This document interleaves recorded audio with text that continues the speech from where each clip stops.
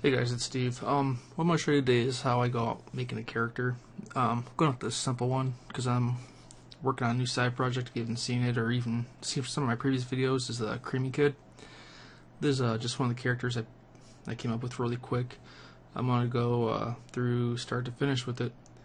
So, first thing I'm going to do is turn this layer into a template. Lock, well, it'll be locked. Then I'll create a new layer.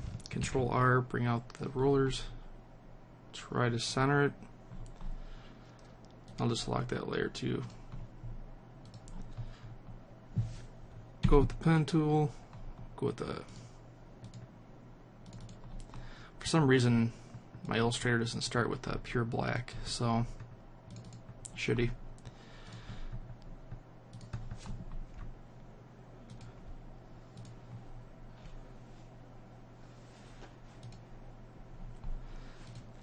And I usually do a lot of work in 4-point.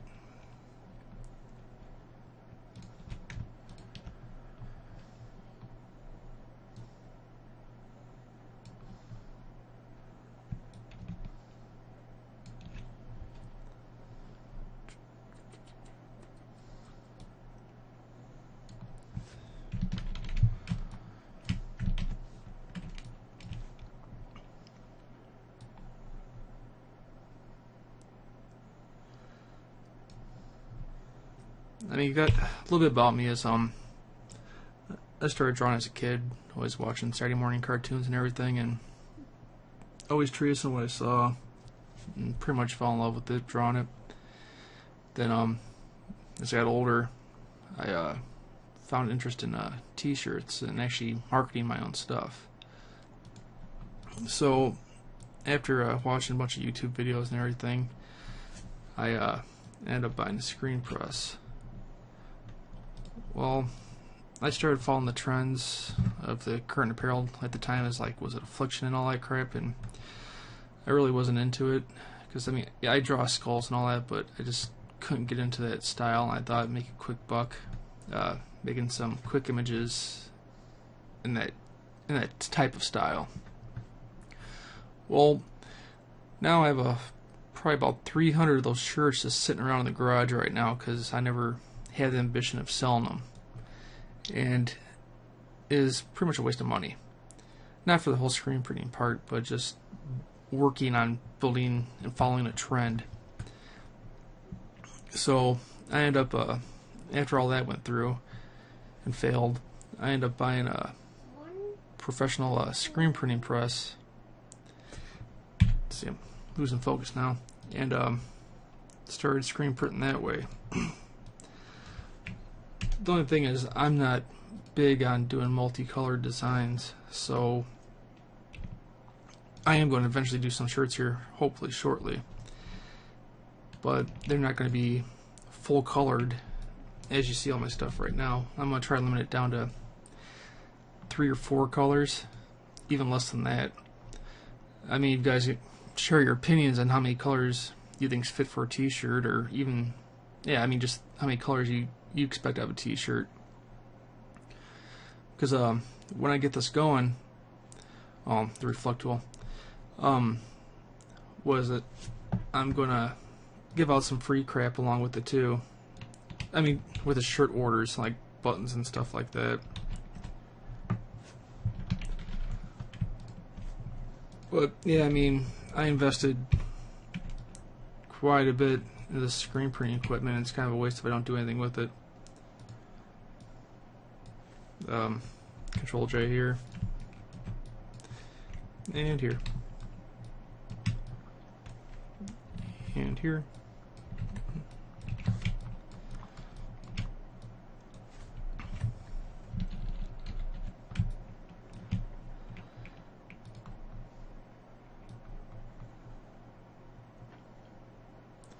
But other than that, when I first started doing all these drawings, I first started off in Photoshop. I hand inked all my previous work, and for what I do, I mean, I had the time to do it, but it's very tedious, and just the mistakes and the the lines didn't come out sharp enough due to the fact that it's hand inked. So, like I said, I started doing Illustrator about a year ago, and then I actually I could never find a video on how I wanted it to be done, just to my advantage, or how I wanted to find a way to do Illustrator, how I'd actually hand ink my artwork. And you guys can see from a lot of my previous videos how I did each line individually, and then eventually expand them all and merged them all together. And recently, I just started doing it this way, which for timekeeping, hold up, my bad. I mean, for time's sake, I mean, this should be the way you should do it, because if you were to do a bunch of characters, you can simply copy and paste them out of previous designs, to where the way to do it on my other drawings, like the full-blown illustrations, you can't do that. I mean, once it's done, it's done. I mean, it's actually just like hand inking artwork. So I've been kind of veering away from that. I mean, just for the simple characters itself, but I mean, for a lot of the tedious work, I'm still going to do some of it that way. Now, or get back to this. For the back of this, I'm going to actually create this whole thing around here, the ice cream, and then duplicate that layer and make it again, and you'll see why. It's for the question I always get is how do I make the sharp edge, or the tapered ends?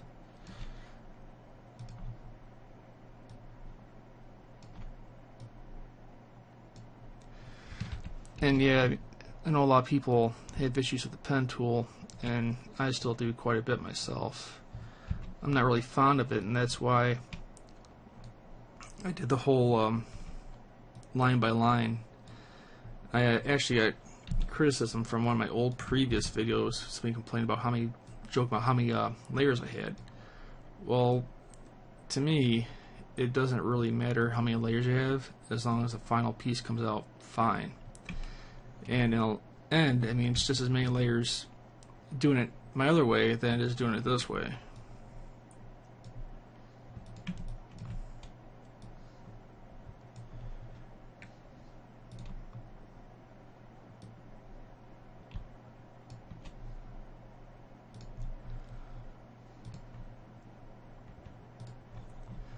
So for the layer just made, I'm gonna duplicate that, lock that one, and drop it out for a second, and take this right here and cut it.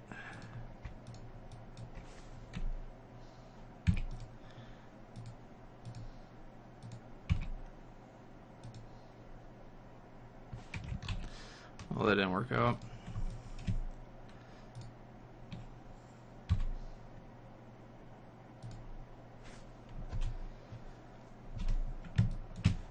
Then, like, I have my shortcut key for the expand. It's a Control E. Then with, I don't know what the hell the tool's called, the direct select tool, the white arrow, grab this corner here and move it up. And it's actually kind of hard to see these.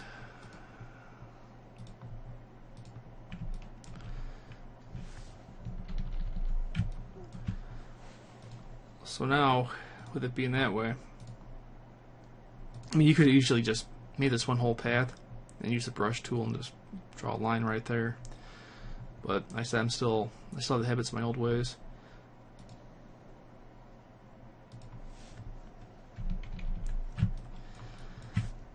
And then with the one, wait, wrong one. This one.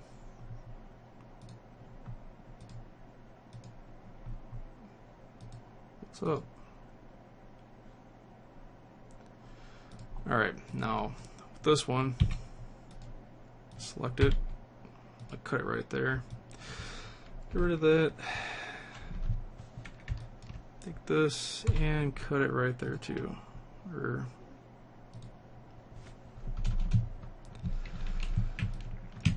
then take these two. Actually, take these two and go Control J. Hopefully it lines up right. Pretty close.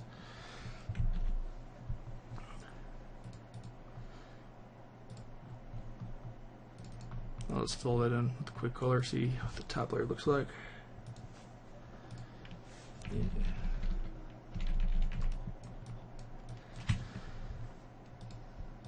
Drag these and bring them down to the back.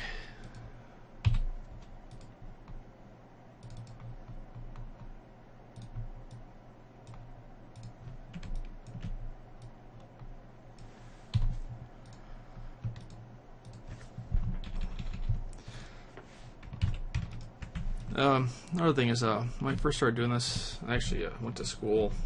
Never finished my internship, so never passed. But the reason why was when I was going to school, I'm down in Illinois, but the college I went to, it wasn't a university or anything like that. It's a community college.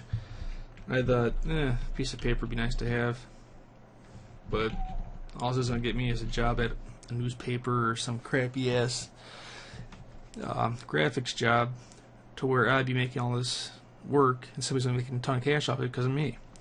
So that's why, another reason I decided to get into the apparel industry with my artwork, and I spent the money and got the press and all that. But the whole thing was, when I went to school, or when I was going to school, when I went, the teacher knew nothing of the program. So I was actually spending money doing the chapters one by one with the teacher. So if I got to have the chapter and had a question, it wouldn't get answered. So that's when I started going online and just looking up videos and everything, and just educating myself, because I found it not only more beneficial due to the fact that you're spending the time to learn it, because I mean you actually want to learn it. I know you go to school to learn it too, but I feel there's less motivation because somebody's telling you how to do it, to where I'm actually spending the time and looking it up. And it's to the point where people are actually, I'm not being conceited, but like people are asking me questions. I'm gonna copy this path too. People are asking me questions about how to do stuff because they're seeing me get it done faster, and it actually ended up leading in a conflict. Ended up leading into a conflict with the teacher where I was pretty much the black sheep for making her look bad to everybody else. And I ended up actually writing a letter to the dean explaining that, this teacher sucks pretty bad, and that I don't feel like paying all this money for something that I'm learning myself. Well, I mean, that never ended up doing anything, so I just ended up never finishing my internship.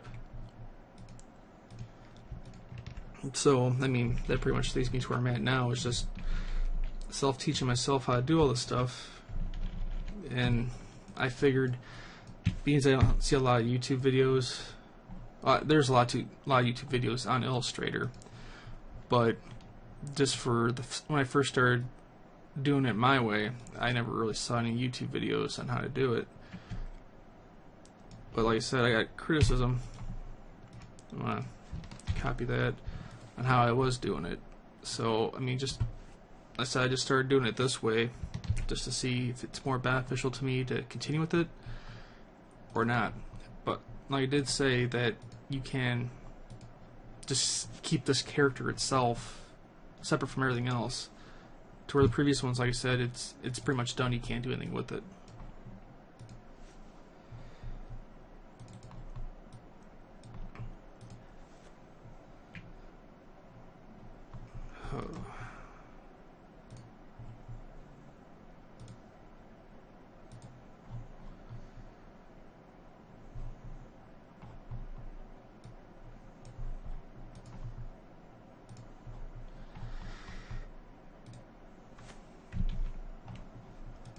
But then I started, for how I got into this style was I actually started following different artists. I mean, I can always draw like this, and this is a simple pretty much basic shapes art. But then I saw the whole trend thing, like this actually is a big trend right now, which, I mean, it's not a dying trend, because it's, I guess, it's street fresh. So I got into doing this because it's simple, fast, and easy to do, and it doesn't take a lot of time to do it either.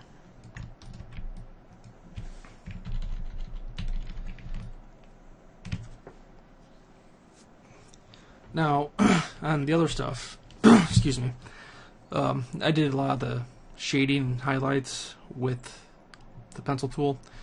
Because the other ones I always had the layer above it, and I just color underneath the black outline. But for this, I'm going to try a little bit different. I'm not going to go too extravagant with it. But when I do the shading, I usually hit the hue, saturation, brightness, and I just barely tap it for the highlight or the shadow.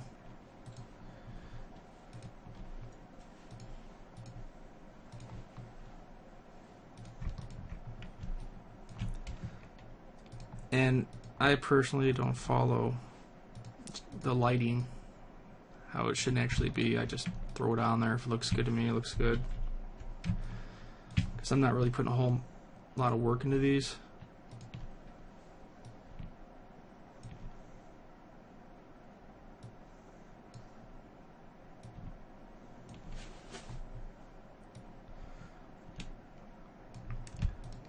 But I mean, this initially started off as a hobby, but then after progressing through it, just picking up things here and there, I actually got more involved.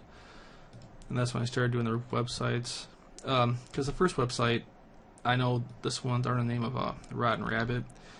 That was my initially my first website, which is all dark skulls and stuff like that. And I just recently shut that down and just have the actual domain forwarded to Swiftyspade. So if you actually go to the Rotten Rabbit one, it's going to take you to the Swiftyspade.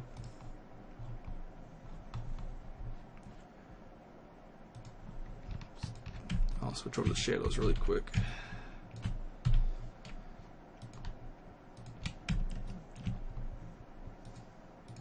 Like I said, the simpler you keep it, the better it is.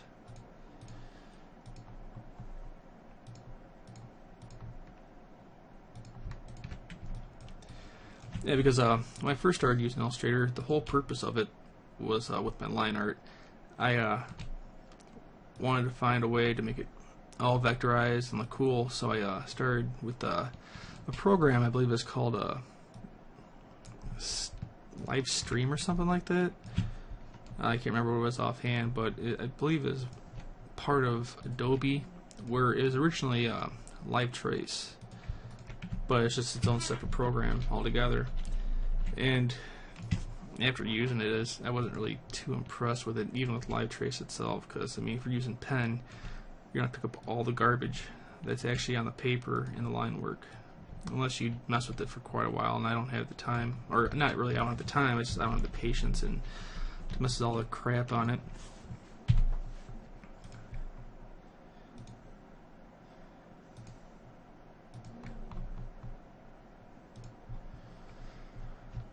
Now I gotta find the right one for this. Give me a second. Alright.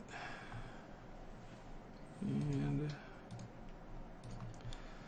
so I will copy that. Knock that out. Drop down the saturation for the highlight.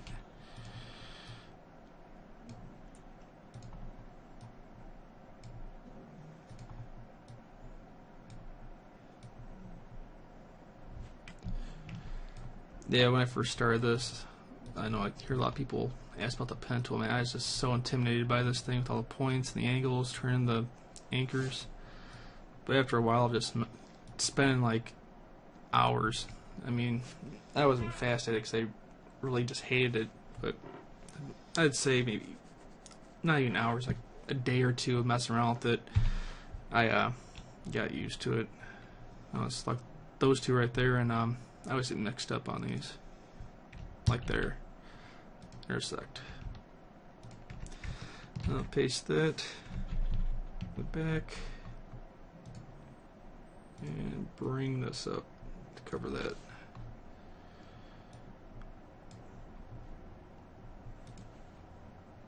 And it still doesn't look right.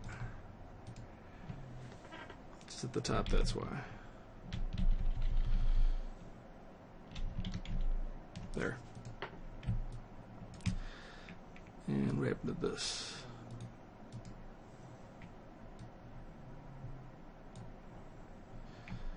And the one below it. So that's why I hate messing with layers, is all this crap that goes on. Let's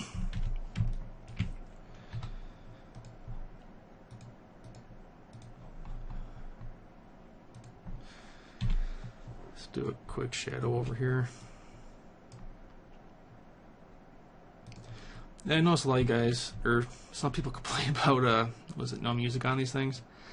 The purpose of no music on this is for the whole ads and crap, to make some money off of this. And due to Google stipulation, which I fully understand, copyright and all that, I can't have music on these without the artist's permission, in which I don't know too many people in the industry where I can just call them up and have permission to use their music. So that's why there is no music on half of my videos now, or a majority of all of them. And either way, even if I did have it on there, Google's gonna knock it off anyway, because they already did that to a lot of my previous videos.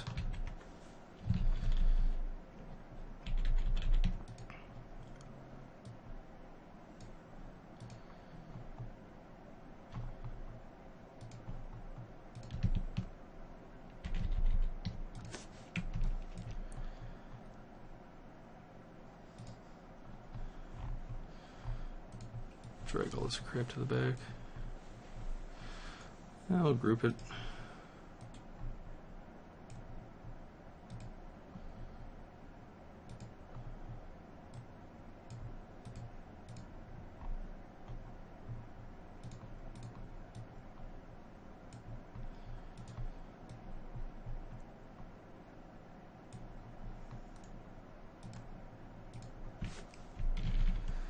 So I put this.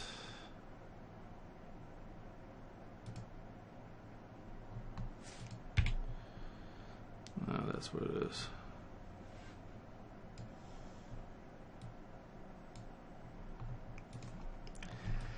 Simple things like these, man, ticks me off.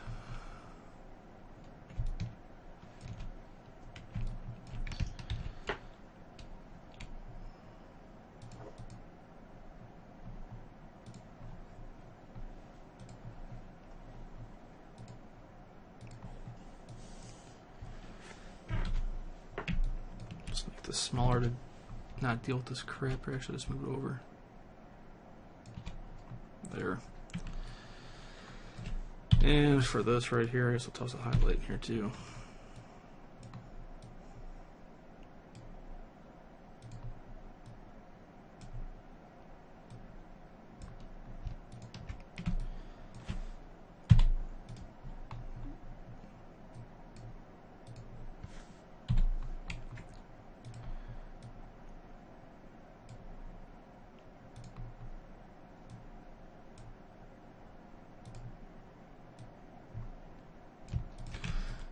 But yeah, I mean, I know I keep on talking about print. A lot of videos talk about printing T-shirts and all that stuff. It's actually time-consuming for me for what I do, job-wise and everything.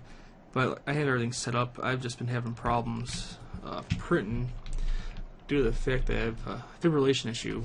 And what that is if you notice after you wear a shirt, or actually just wash it once or twice, all the fibers and all that start sticking out of the design.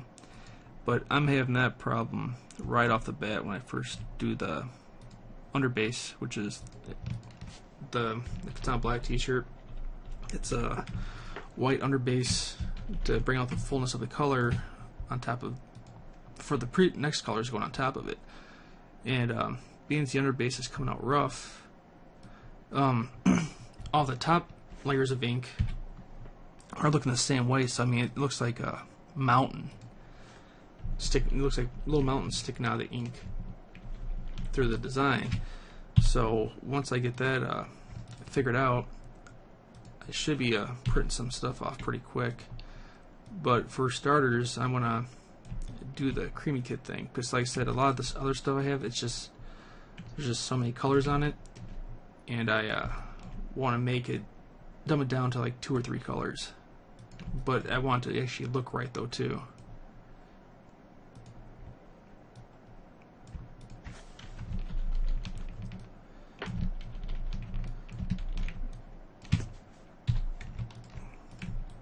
Guess I'll do something here too. Actually, give it more of a plasticky look.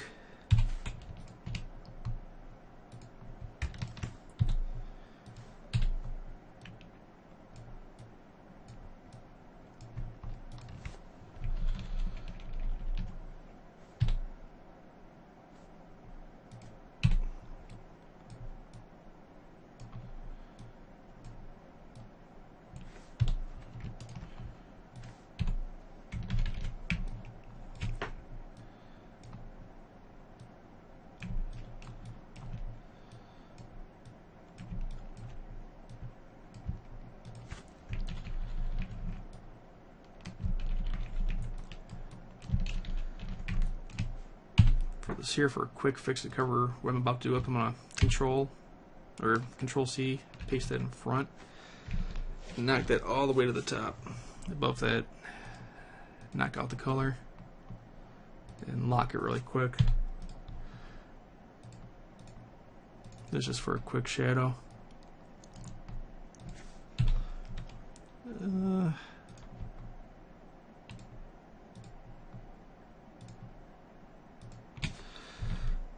Drop that below.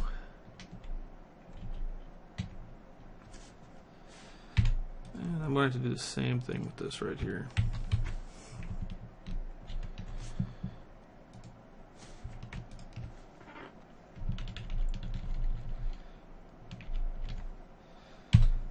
Do a quick highlight in here.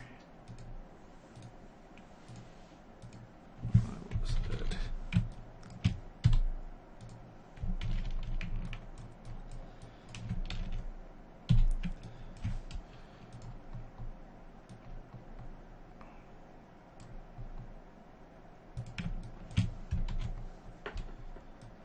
Yeah, the initial first reason, like for the previous way of doing it, was like how everything's all thrown together like a collage, is I hate using the clipping masks and all that in this.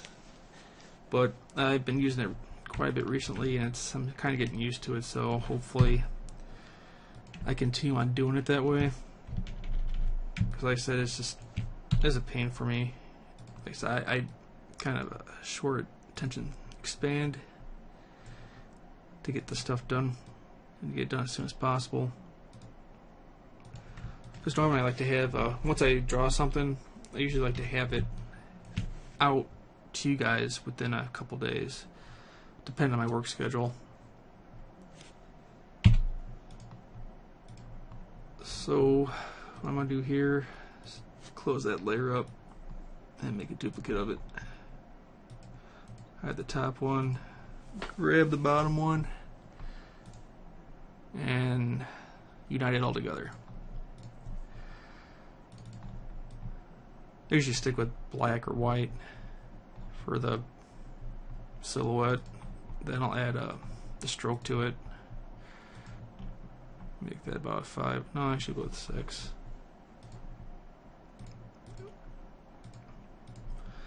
And here, just do your background.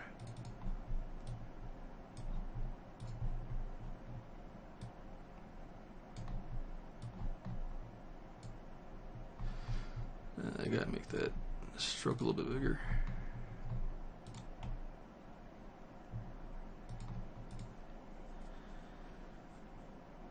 And that's it for it. But like I said, I appreciate your time for watching this. Watch all my videos. Get a chance. I just started up as the Kreamy Kid website. It's Kreamy KID, and like I said, I'm gonna still continue with the Swiftyspade too. It's just gonna be a mix between this and that. And also, sorry for changing my name on YouTube to my actual name instead of the Rotten Rabbit, because I changed it from that because I wanted to be more universal for me and both websites, because I don't use Rotten Rabbit anymore. So, hope you guys keep on watching, and have a good one.